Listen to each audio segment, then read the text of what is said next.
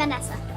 Have you ever tried to learn in a hot classroom? The problem that the classrooms in the hallways have is that they don't have air conditioning. First of all, the classrooms in the hallways need air conditioning because it's too hard to work in the heat.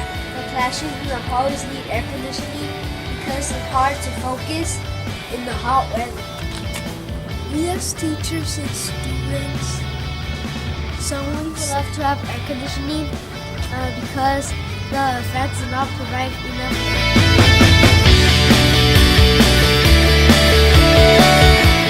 Research and we believe we have found options that are possible for us. Home Depot sells air conditioning units that are portable or can go in windows.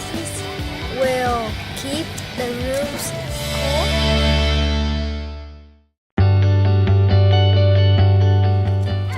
In my business, if here's out. Each air conditioning unit is about $309. We have 18 classes without air conditioning. We're looking at about $5,871. It's so worth it!